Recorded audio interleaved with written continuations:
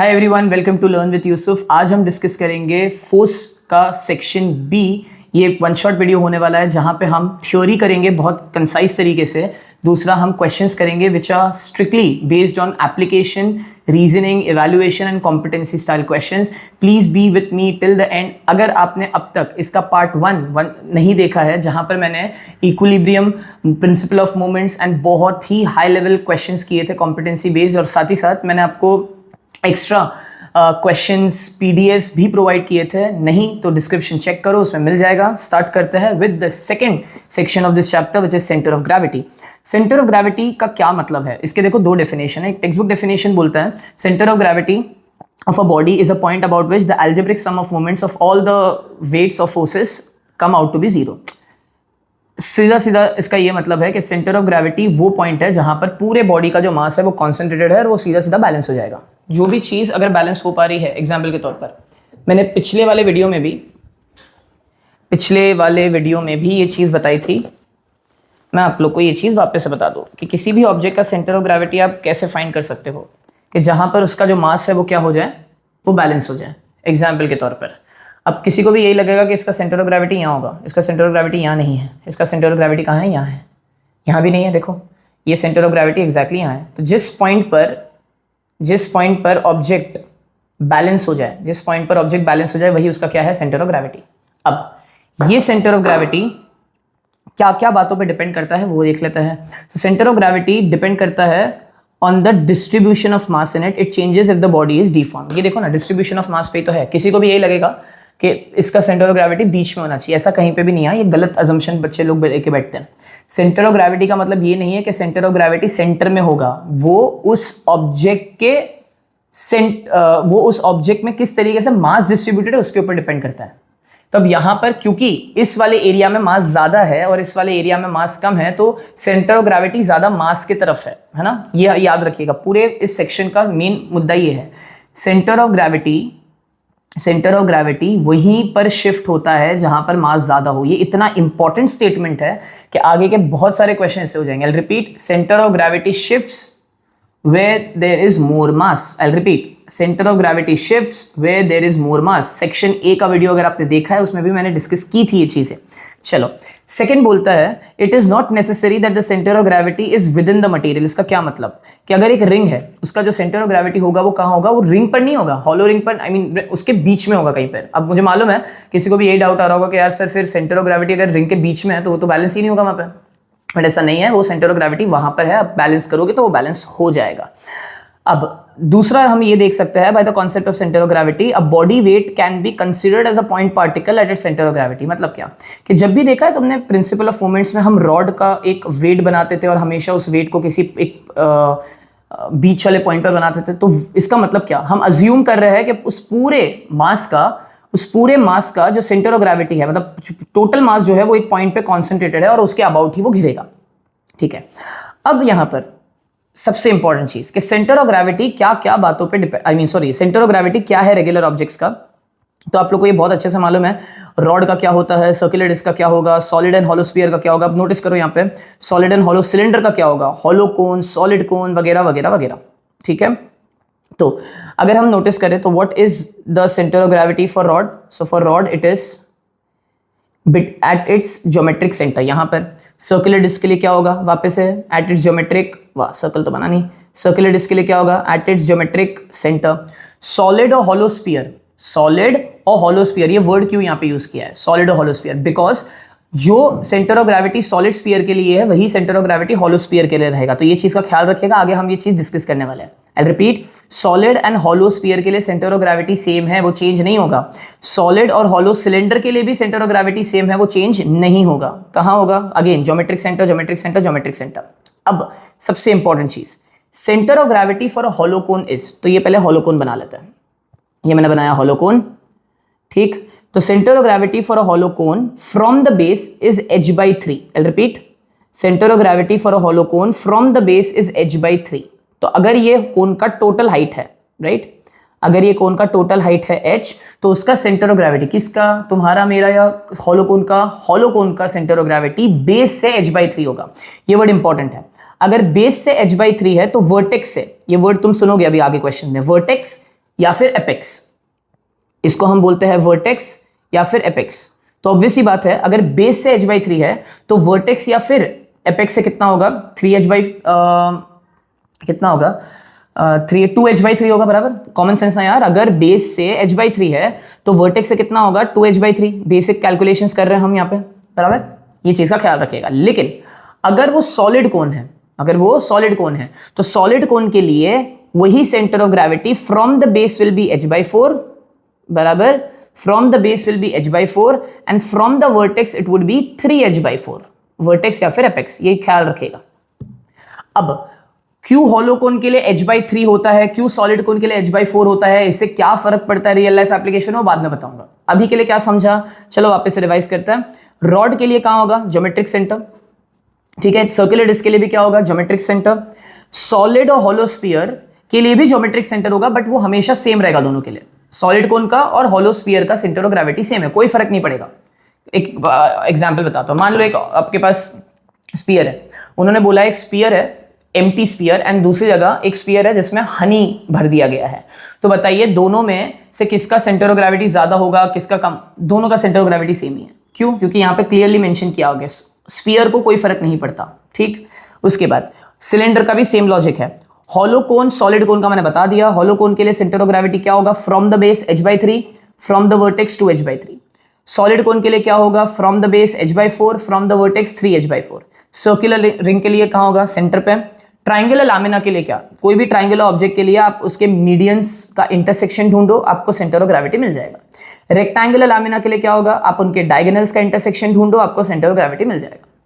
M I clear with this, ठीक है। अब ये हमें पता चल गया। अब डायरेक्टली आते हैं, how do you check the centre of gravity easily. ये अभी मैंने बताया, ये चम्मच के थ्रू कैसे पता करोगे सेंटर ऑफ ग्रेविटी का है। पहले बेसिक, रैंडमली कोई ऑब्जेक्ट लो, उस ऑब्जेक्ट को किसी एक पॉइंट पे बैलेंस करने की कोशिश करो। अब देखो ये क्या किया, ये यहां पे टॉपल किया, बराबर।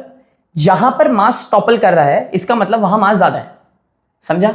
जहां पे मास टॉपल कर रहा है मतलब वहां मास ज्यादा है, इसका मतलब सेंटर ऑफ ग्रेविटी उस डायरेक्शन में है। तो चलो ठीक है, मैंने यहां पे टॉपल किया, यहां आया, तो मैं क्या करूंगा, मेरे उंगली को उसी डायरेक्शन में मूव करूंगा। क्या ये बैलेंस हुआ, नहीं हुआ। अभी भी ये क्या कर रहा है, टॉपल कर रहा है, तो मैं थोड़ा और अंदर मूव करूंगा। क्या ये अभी भी बैलेंस कर रहा है, नहीं कर रहा। ये टॉपल कर रहा है तो मैं थोड़ा और अंदर मूव करूंगा।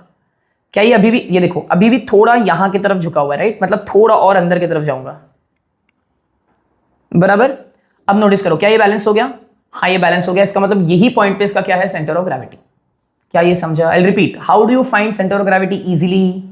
आई नो एग्जाम में ये सब नहीं आने वाला है, आप लोग को ये सब बैलेंस करके नहीं देखोगे, but it will clear your concept. ये मेन मुझे लाइन सिखानी है आप लोग को। This video should add value to your life. Value mix हो गया, ठीक है। This video should add value to your life. Centre of gravity वहीं होगा जहां पर मास ज्यादा है, तो जहां पे वो मास टॉपल कर रहा है वहां पे अपना उंगली लेके जाओ, सेंटर ऑफ ग्रेविटी आपको मिल जाएगा, ठीक है। ये तो हमें समझ गया। How do you check that the centre of gravity for an irregular object. अब ये बड़ा इंपॉर्टेंट है। मैं ना साथ ही साथ डिस्क्रिप्शन में एक वीडियो लिंक भी पोस्ट करूंगा जहां पे मैंने सेंटर ऑफ ग्रेविटी बहुत इजीली फाइंड करना बताया है इर्रेगुलर ऑब्जेक्ट्स का। अभी यहां पे मैं बता दूंगा, लेकिन इस वीडियो को देखना, उससे तो और जल्दी समझ में आ जाएगा। अब कैसे पता करूं centre of gravity for an irregular object. क्या पहले तो मैं इसे अज्यूम कर सकता हूं ये इर्रेगुलर ऑब्जेक्ट है, बराबर। इर्रेगुलर ऑब्जेक्ट का मतलब क्या, ये रेगुलर ऑब्जेक्ट है। इर्रेगुलर ऑब्जेक्ट का सेंटर ऑफ ग्रेविटी निकालना बड़ा आसान है, पक्का उसके ज्योमेट्रिक सेंटर पे होगा। ज्योमेट्रिक सेंटर का मतलब समझता है, ये देखो ये रेक्टेंगल है ना, मैंने क्या बोला था, डायगोनल। ये देखो दो डायगोनल बनाया मैंने, ये दो डायगोनल का जो इंटरसेक्शन यहां मिला होगा, यहीं पे क्या हो गया, बैलेंस हो गया।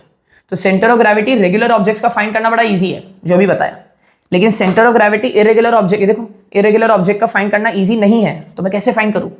तो सिंपल, आप क्या करो, स्क्रीन पे भी मत देखो, यहाँ पे आई मीन टैब की स्क्रीन पे मत देखो, वहां से नहीं समझेगा, यहाँ से समझेगा। अब ये इरेगुलर ऑब्जेक्ट है, इस इरेगुलर ऑब्जेक्ट को 2 या 3 अलग अलग पॉइंट पे सस्पेंड कर दो। इसका क्या मतलब, ये एक पॉइंट ले लो, एक पॉइंट लिया, ये देखो ये सस्पेंड हो गया। सस्पेंड का मतलब क्या, ये फ्रीली क्या कर रहा है, मूव कर रहा है, बराबर। समझा कि नहीं समझा। अब नोटिस करो, विजुअलाइज करो, ये पॉइंट पे सस्पेंड हो गया। थ्योरी ये बोलता है कि इरेगुलर ऑब्जेक्ट का जो सेंटर ऑफ ग्रेविटी होता है वो उसके पॉइंट ऑफ सस्पेंशन के एग्जैक्टली नीचे होता है। आई रिपीट, इरेगुलर ऑब्जेक्ट का जो सेंटर ऑफ ग्रेविटी होता है वो पॉइंट ऑफ सस्पेंशन, जहां पे उसको अटकाया है, उस पॉइंट ऑफ सस्पेंशन के हमेशा नीचे होगा। मतलब अगर मैं ये पॉइंट ऑफ सस्पेंशन ले लूं तो क्या मैं बोल सकता हूं इसका सेंटर ऑफ ग्रेविटी कहीं इस वाली लाइन पे हो रहा होगा, हाँ। अब ये मैंने एक लाइन मार्क कर ली। आपको अब टैब की स्क्रीन में देखोगे मैंने कुछ ऐसा किया, देखो पॉइंट ए, पहला मैंने पॉइंट ऑफ ए सस्पेंशन ले लिया। मैंने क्या किया, पॉइंट ए पर जहां पे मैंने इसे लटकाया वहां पर एक लाइन खींची, तो मेरे को ये समझा कि हाँ पक्का ये जो सेंटर ऑफ ग्रेविटी होगी ये इस लाइन पे कहीं एक्ट कर रही होगी। अब मैं इस ऑब्जेक्ट को किसी और पॉइंट ऑफ सस्पेंशन से वापस से होल्ड करूंगा। ये देखो नोटिस किया, ये वापस से ऐसे आया। इसका मतलब क्या, अब ये पॉइंट ऑफ सस्पेंशन से एक लाइन बनाऊंगा, मतलब यहां कहीं पे सेंटर ऑफ ग्रेविटी है इस लाइन पे। तो नोटिस किया, पहले यहां अटकाया था तो यहां पे एक लाइन बनाई मैंने, फिर यहां अटकाया तो यहां एक लाइन बनाई, कुछ तो इंटरसेक्शन मिला। लेकिन टू बी वेरी श्योर मैं एक और पॉइंट ले लूंगा, ठीक है। मैंने क्या किया, मैंने अब यहां पे इसे अटकाया, ये पॉइंट ऑफ सस्पेंशन है। तो इसका मतलब अब इसकी लाइन जो मैं बनाऊंगा यहां पर, इस लाइन पे कहीं पॉइंट ऑफ सस्पेंशन होगा। तो विजुअलाइज हुआ, एक लाइन हमने यहां से बनाई, एक लाइन हमने यहां से बनाई, एक लाइन हमने यहां से बनाई, तो कहीं पे तो पॉइंट मिला होगा इंटरसेक्शन का, ठीक है। उसी इंटरसेक्शन पॉइंट पर ये क्या कर जाना चाहिए, बैलेंस कर जाना चाहिए। कर गया, कर गया कि नहीं कर गया। तो अब पढ़ो, आपको समझेगा। What is this, when a body is freely suspended from a point, when a body is freely suspended from a point, it comes to rest in such a position that the center of gravity lies vertically below the point of suspension. कहानी समझी यहां तक, ठीक है। तो हमें ये भी क्लियर हो गया दैट इररेगुलर ऑब्जेक्ट्स का सेंटर ऑफ ग्रेविटी हम कैसे निकाल सकते हैं। अब ये सबसे इंपॉर्टेंट चीज है, note for stable equilibrium. What do you mean bye stable equilibrium, what do you mean bye stable equilibrium, कि भाई ऑब्जेक्ट जो है वो बहुत अच्छे से रेस्ट किया हुआ है। मैं इसका एग्जांपल देता हूं, its centre of gravity must be as low as possible, it must be above the base and near the geometric centre of the body. What do you mean by this sir, एक example के through समझाता हूं, common sense लगाते चलो यहाँ पे, ये वाला ही बता देता हूं। अब यहाँ पे मैं चेयर पे बैठा हुआ हूं, ठीक है, सुनना मैं क्या बोल रहा हूं। यहाँ पे चेयर पे बैठा हुआ, मेरे पूरे बॉडी का सेंटर ऑफ ग्रेविटी कहीं यहां पर लाई कर रहा होगा, राइट। एग्जैक्टली बीच में नहीं होता है, किसी को भी लगेगा हाँ कि नाभि के ऊपर इंसान को ना बैलेंस कर लो, ऐसा नहीं होता भाई, ठीक। तो मेरा पूरे बॉडी का सेंटर ऑफ ग्रेविटी कहीं तो होगा। अब देखो ये मैं चेयर पे बैठा हूं, अगर मुझे आके पीछे से कोई जोर से इस तरीके से, ये देखो ये मूव करने की कोशिश करेगा ना, कोई किसी ने मूव करने की कोशिश किया ना, मैं बहुत मुश्किल से मूव होगा, मतलब मैं आराम, मैं टॉपल नहीं करूंगा, मैं घिरूंगा नहीं, मैं यहाँ पे स्टेबल हूं, बराबर। लेकिन अगर मैं, अभी मैं चलते वीडियो में कर तो रहा हूं, लेकिन अगर मैं इस टेबल के ऊपर या इस चेयर के ऊपर खड़ा हो गया, विजुअलाइज करो, मैं नहीं खड़ा होने वाला अभी, लेकिन अगर मैं इस चेयर के ऊपर खड़ा हो गया और अब अगर किसी ने हल्के, ये देखो नोटिस किया चेयर का मूवमेंट देखो, अगर मैं इस चेयर के ऊपर खड़ा हो गया और अब किसी ने अगर किया तो देखो मैं कितना तेजी से क्या करूंगा, घिरूंगा। हुआ क्या यहाँ पे समझो, जब मैं उठा तो क्या मैं बोल सकता हूं चेयर के साथ मेरे बॉडी का जो सेंटर ऑफ ग्रेविटी था, जो मास डिस्ट्रीब्यूशन था, वो ज्यादा हो गया। रिमेंबर ऊपर अपन ने डिस्कस किया था, centre of gravity depends on the distribution of mass, centre of gravity depends on the distribution of mass. तो जब मैं चेयर पे खड़ा हुआ तो चेयर पे खड़े होने पर मेरा जो सेंटर ऑफ ग्रेविटी है वो जमीन से, बेस से ऊपर की तरफ शिफ्ट हो गया। तो जितना सेंटर ऑफ ग्रेविटी बेस से ऊपर की तरफ होगा उतना वो ज्यादा अनस्टेबल होगा, उतना ही टॉपल करवाना उस इंसान के लिए आसान है। और जितना ही सेंटर ऑफ ग्रेविटी बेस के नजदीक होगा उतना ही वो स्टेबल होगा। अब मैं एक रियल लाइफ एग्जांपल देता हूं, क्यों ट्रक्स जो है वो आराम से टॉपल कर जाते हैं, बस हो गई, ट्रक हो गई, ये थोड़ा बहुत भी टर्न लेता है ना, अगर बहुत रफ टर्न लेते हैं ये लोग का टॉपल करने का चांस हो जाता है, ये लोग गिरते हैं। ट्रक्स के एक्सीडेंट एंड बसेस के एक्सीडेंट बहुत ऑब्वियसली तो हो जाता है। स्पोर्ट्स कार देखा करो, स्पोर्ट्स कार का देखा है ग्राउंड क्लियरेंस कितना कम होता है, क्यों? बिकॉज उनका जो सेंटर ऑफ ग्रेविटी है वो बेस से बहुत चिपका हुआ है। फॉर्मूला 1 गाड़ी तो भाई बिल्कुल चिपक के रहती है, राइट। इसका क्या मतलब, तो जितना ज्यादा आपको स्टेबिलिटी चाहिए, स्टेबिलिटी का मतलब क्या कि टर्न करते वक्त आप टॉपल नहीं करने चाहिए, टर्न नहीं करने चाहिए, तो उतना ज्यादा आपका सेंटर ऑफ ग्रेविटी का होना चाहिए, बेस से नजदीक होना चाहिए। ये क्लियर? लास्ट एग्जांपल बताता हूं, ये जिससे तो पक्का समझेगा। देखो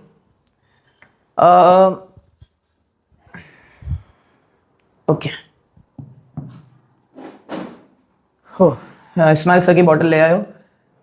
हाँ, for anyone who not know who Ismail sir is, so you can check his YouTube channel, type may be Ismail, he is a wonderful math teacher. वो भी ICSE का कंटेंट पोस्ट कर रहे हैं उनके चैनल के ऊपर। मैं उनका जो लिंक है डिस्क्रिप्शन में पोस्ट कर दूंगा, प्लीज डू वॉच इट। मैं फिजिक्स हैंडल कर रहा हूँ, सर मैथ हैंडल कर रहा है, ठीक है। अभी देखिए ये पानी के बॉटल में पानी है, ऑब्वियसली बात है।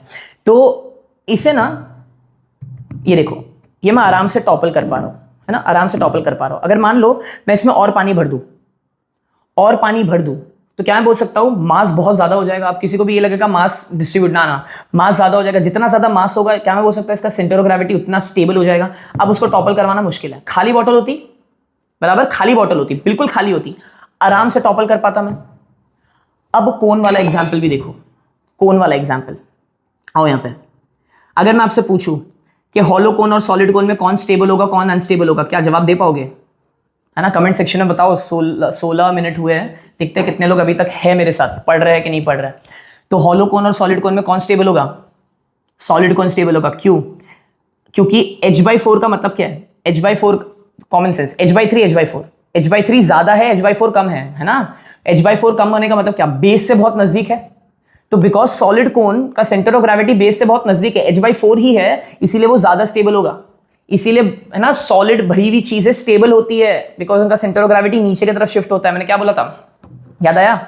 अब इसके बाद डायरेक्टली क्वेश्चंस करते हैं और जल्दी चीजें क्लियर हो जाएंगी। हो इंपॉर्टेंस, सेल्फ इंपॉर्टेंस। चलो क्वेश्चन ये करते हैं, कॉम्पिटेंसी बेस्ड क्वेश्चन। सीबीक्यू का मतलब ही है competency based questions. So Yusuf took an earthen pot which was filled with water up to its brim. Yusuf took an earthen pot which was filled with water up to its brim. तो ये पूरे pot में मैंने पानी भर दिया।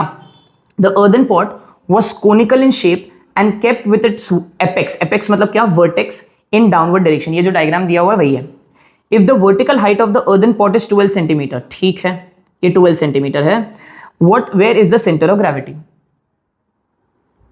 बताइए क्या होगा अगर मुझे मालूम है ये earthen pot filled है with water. If the earthen pot is filled with water, it means it is a solid cone. I'll repeat.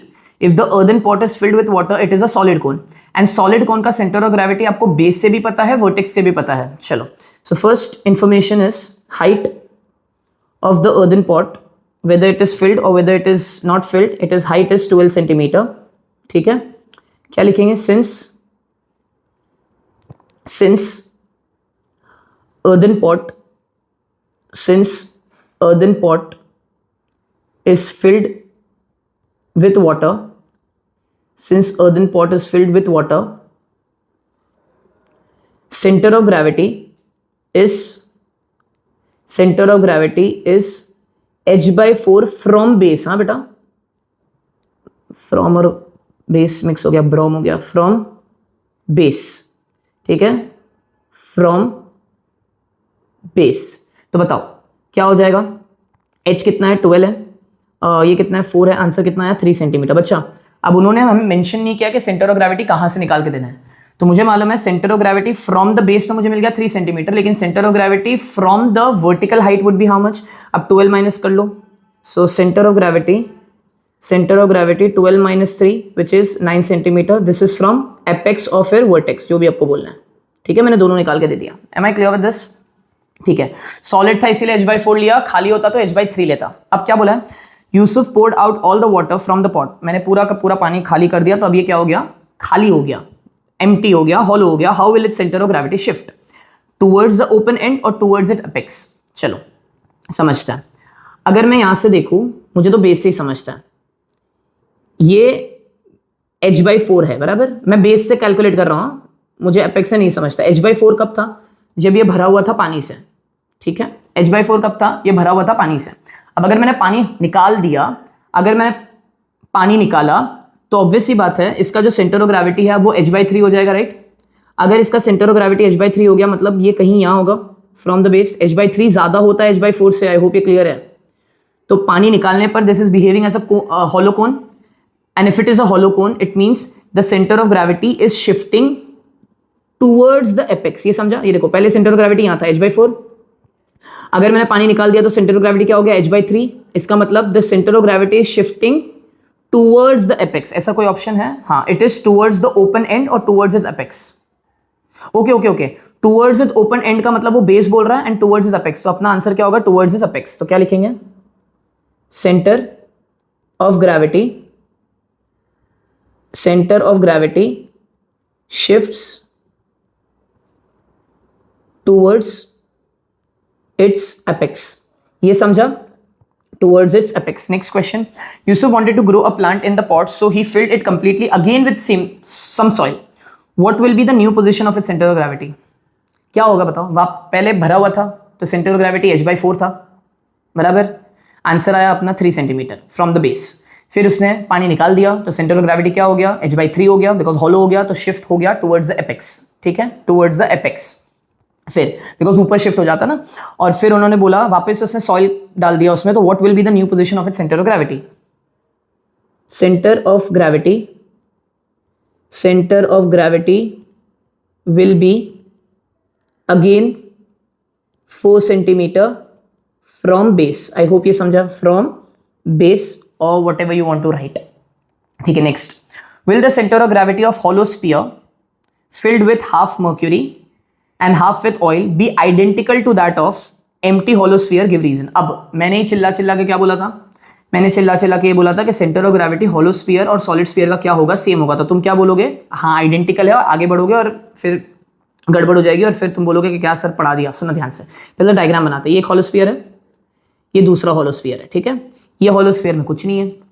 इस हॉलो स्फीयर में अगर, सुनो मेरी बात ध्यान से, इस हॉलो स्फीयर में अगर एक जैसा लिक्विड होता, आई रिपीट, इस हॉलो स्फीयर में अगर एक जैसा लिक्विड होता तो क्या मैं बोल सकता हूं इवन मास डिस्ट्रीब्यूशन है। अज्यूम करो यहां पे सिर्फ और सिर्फ ऑयल है, ठीक, और यहाँ पे हॉलो है, तो मैं बोलता हाँ दोनों का सेंटर ऑफ ग्रेविटी क्या है, आइडेंटिकल है, समझा, आगे बढ़ जाए। लेकिन इन्होंने क्या बोला है, एक हॉलो स्फीयर तो हॉलो ही है, दूसरे हॉलो स्फीयर में एक जगह, दूसरे हॉलो स्फीयर में उसको फिल करने के लिए मर्क्यूरी भी डाला है और ऑयल भी डाला है। अब मर्क्यूरी ना बहुत ज्यादा डेंस होता है, तो क्या मैं बोल सकता हूँ मर्क्यूरी यहाँ जाएगा नीचे की तरफ और ऑयल ऊपर होगा, this is mercury and this is oil. अब यहाँ पे गड़बड़ होगी, यहाँ पे दो लिक्विड्स हैं, दोनों लिक्विड में से मर्क्यूरी ज्यादा डेंस है, इसका मतलब मास डिस्ट्रीब्यूशन अनइवन है।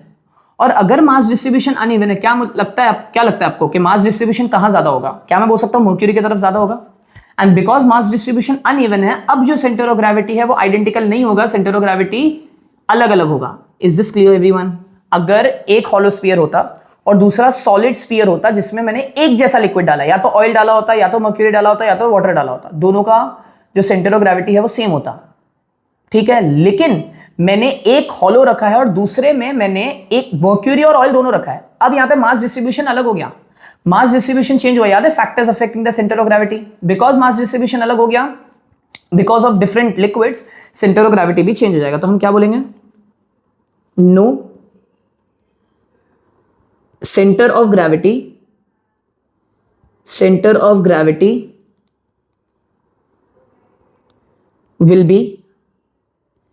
will be different since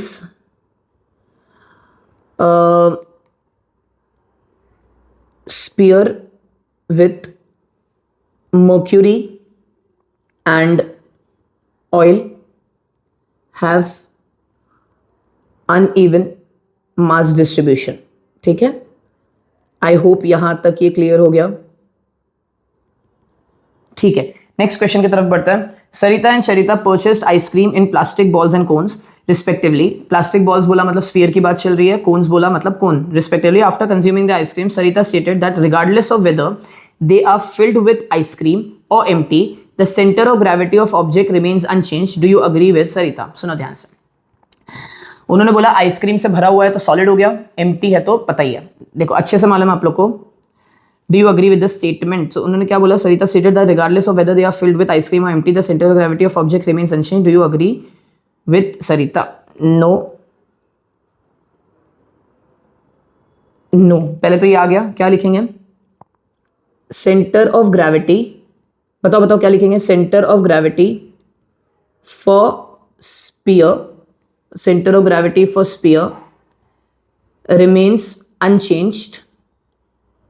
Center of gravity for sphere remains unchanged, but center of gravity will be different for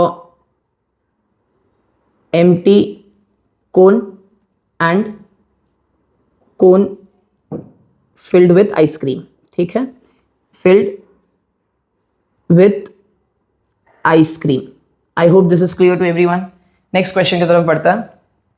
Each cone in diagram has the height 12 centimeter. The position of center of gravity is indicated by dots located at 9 centimeter, 8 centimeter, 4 centimeter and 3 centimeter from the apex. ठीक है। Which of this cone is completely solid? चलो, सबकी height कितनी है? 12 centimetre है, ठीक, diagram में देखेंगे उससे क्लियर हो जाएगा। सबकी हाइट 12 सेंटीमीटर है और हर एक ऑप्शन में उनकी सेंटर ऑफ ग्रेविटी दी गई है एपेक्स से। इसकी centre of gravity from the apex is 9, इसकी सेंटर ऑफ ग्रेविटी इज 8, इसकी 4, इसकी 3। उन्होंने बोला है चारों में से कौन सॉलिड कोन है। तो पहली बात हमें ये पता होना चाहिए सॉलिड कोन का centre of gravity from the apex क्या होता है, उसका फॉर्मूला, या फिर बेस से भी कोई भी चलेगा। तो हम बोलेंगे centre of gravity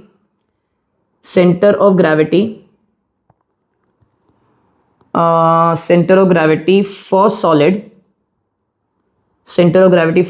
is if solid के लिए h/4 है from the base, so it is 3h/4 from the vertex, ठीक है, 3h/4 फ्रॉम द वर्टेक्स। तो centre of gravity for solid cone is 3h/4 from vertex, ठीक है। चलो निकालता। अब 3h कितना है 12 टोटल हाइट, और ये कितना है 4, सो 4 × 1 4 × 3, आंसर कितना आया 9 centimetre. So centre of gravity for solid cone has to be 9 centimetre from the vertex. अब ऐसा कोई ऑप्शन है क्या? Option A. Am I clear with this? 9 centimetre from the vertex. Next question की तरफ आते हैं। An architect is taking a solid cone and a hollow cone both 18 centimetre tall, ठीक है। फिर क्या बोला है? Which should be place at the bottom for maximum stability. अभी मैंने इतना थ्योरी बताया। मैक्सिमम स्टेबिलिटी तभी ही अचीव होती है जब centre of gravity is as close to the base, correct. Centre of gravity तभी ही ज्यादा स्टेबल होगा जब उसका सेंटर ऑफ ग्रेविटी बेस के नजदीक हो। इसके पास हॉलो कोन है, उसके पास सॉलिड कोन है, दोनों में से कौन सा कोन सिलेक्ट करेगा वो नीचे रखने के लिए, so that maximum stability achieve करे। अब आपको पता है हॉलो कोन का centre of gravity is h/3, ये बेस है, h/3 यहां पे है मान लो, और सॉलिड कोन का सेंटर ऑफ ग्रेविटी h/4 यहां पे मान लो, ठीक है। तो h/3 is more, h/4 is less. तो ज्यादा नजदीक कौन है बेस से? सॉलिड कोन, राइट। सो क्या बोलेगा? विच should be place at the bottom of the for maximum stability. हम बोलेंगे एक आंसर क्या है? सॉलिड कोन। अब बिकॉज सेकंड क्वेश्चन में रीजन मांगा है तो फर्स्ट क्वेश्चन में रीजन लिखने की जरूरत नहीं है। सेकंड क्या है? Explain using centre of gravity concept. हम क्या बोलेंगे? For maximum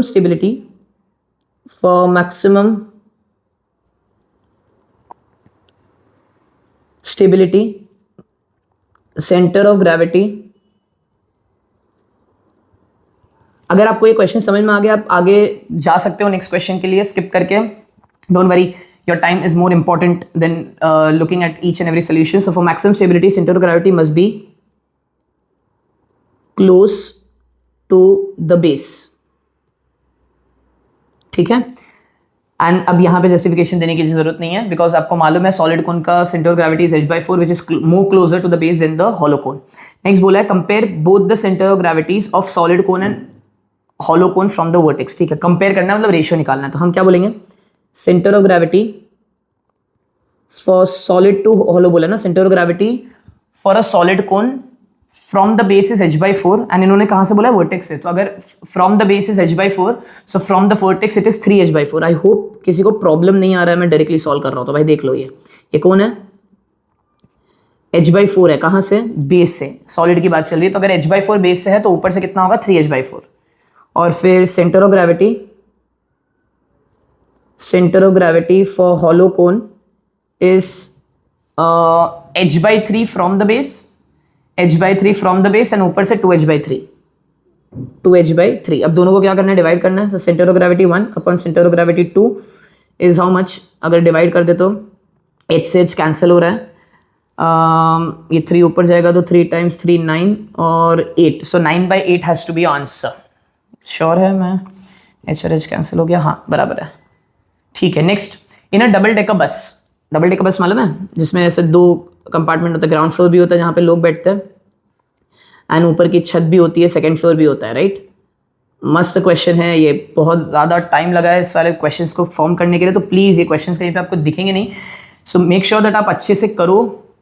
also if you are liking the questions, if you are understanding the approach, because मेरा मेन आइडिया इस यूट्यूब सीरीज के साथ ये है कि आपको मैं अप्रोच दे पाऊँ। So I also have one small thing from my end.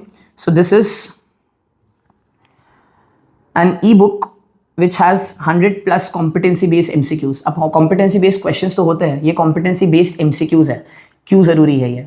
पहले आपके 15 मार्क MCQ से आएंगे, और अगर वहाँ पर भी आपने सिर्फ तुक्के लगाए या फिर आप घाई किए तो आप ख़त्म हो जाओगे। ये क्वेश्चंस बहुत ढंग से सोच समझ के डिज़ाइन किए गए हैं, ये MCQs है। This PDF is absolutely free. This is my one more way of adding value to your board exams journey. So do not worry about this PDF। मैंने लिंक ऑलरेडी डाल दी है, उसमें आपको ये PDF मिल जाएगा। You will also get the PDF for the notes. Let's now again focus to this video and this section, which is section B. Chalo, if in a double decker bus, the conductor doesn't allow passengers in the upper deck until the lower deck is occupied by many. तो क्या बोल रहा है वो, कि conductor बोल रहा है भाई देखो, जब तक लोअर सेक्शन जो है वो भर नहीं जाता लोगों से, मैं ऊपर चढ़ने नहीं दूंगा। जो करना है तो तुम कर लो। क्यों? सोचो, डबल डेकर बस में उसको क्यों लोअर उसके ऊपर लोअर फ्लोर पर, ग्राउंड फ्लोर पर उसको ज़्यादा लोग चाहिए थे? Again centre of gravity. So क्या लिखेंगे? क्वेश्चन क्या पूछा है? Till the lower deck is occupied by centre of gravity, एक सेकेंड, हाँ, centre of gravity must be closer to base for maximum stability. Okay, closer to base for maximum stability. So conductor focuses on filling the lower deck first to avoid tipping of बस। समझे कि नहीं समझे? क्योंकि अगर पहले ही जाके लोग अपर डेक पे बैठ गया ना, नहीं हमको तो नीचे नहीं बैठना है, हम तो जाके ऊपर बैठेंगे, तो भाई सेंटर ऑफ ग्रेविटी ऊपर की तरफ शिफ्ट हो जाएगा। और अगर सेंटर ऑफ ग्रेविटी इतने सारे लोगों की वजह से ऊपर की तरफ शिफ्ट हो गया तो टर्न लेने पे सबसे पहले ऊपर वाले ही लोग सबसे पहले घिरेंगे, टपकेंगे वहां से। I hope this is clear to everyone. So yeah these are the type of questions you need to know, because अगर ऐसे क्वेश्चंस आप जितने ज़्यादा प्रैक्टिस करोगे उतना ज़्यादा आपका दिमाग खुलेगा, और ये सब ना टाइम पास खत्म हो जाएगा। जो बच्चे मुझे बोलते हैं कॉम्पिटेंसी बेस्ड क्वेश्चन होते नहीं, आप 2 या 3 कॉम्पिटेंसी बेस्ड क्वेश्चन करके एक्सपेक्ट नहीं कर सकते बोर्ड में आपका दिमाग चलेगा। You have to do multiple competency based question. इसीलिए मैंने और ये क्वेश्चंस तुम्हें करवाने की जिम्मेदारी उठाई है। ये रहे क्वेश्चंस, उसके बाद एक्स्ट्रा क्वेश्चंस भी है।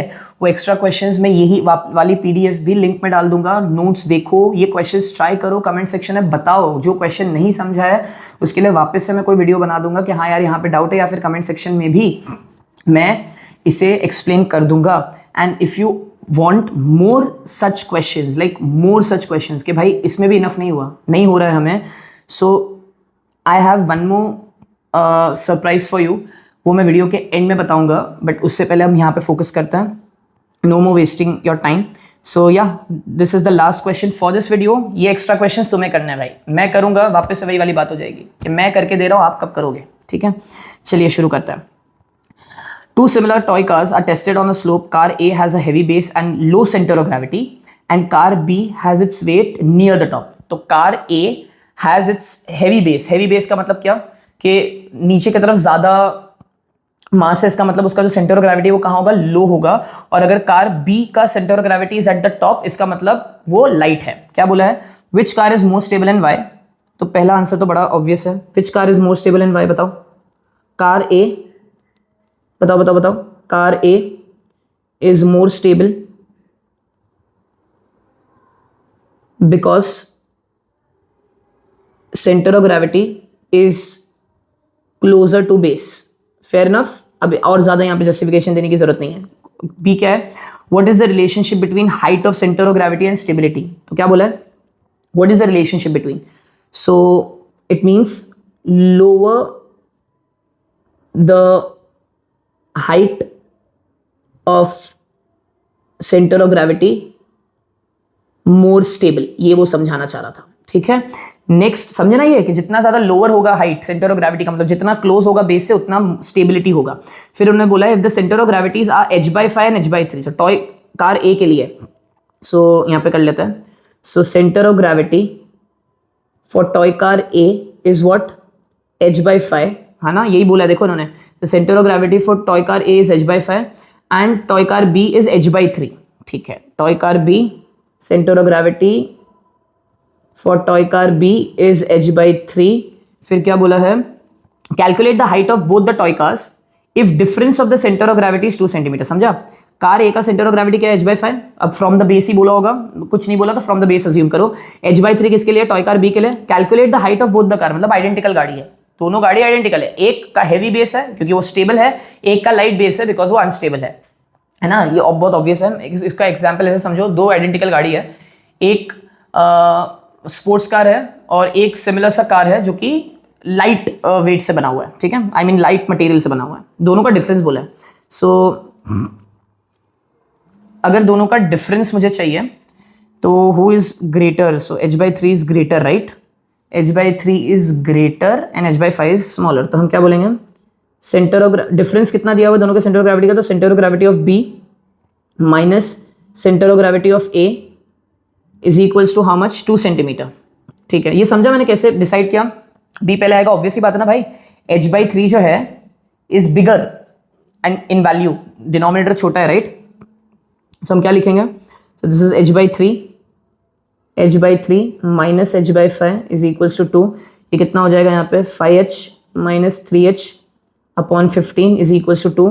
सो ये कितना हो जाएगा, 2h is equals to 30। So h कितना हो जाएगा, 15 centimetre. So this is the height of the toy car which is 15 centimeters. So yeah, we have completed the part 2 section B of this force chapter. Next video में मैं part 3 start करूँगा इस chapter का force का।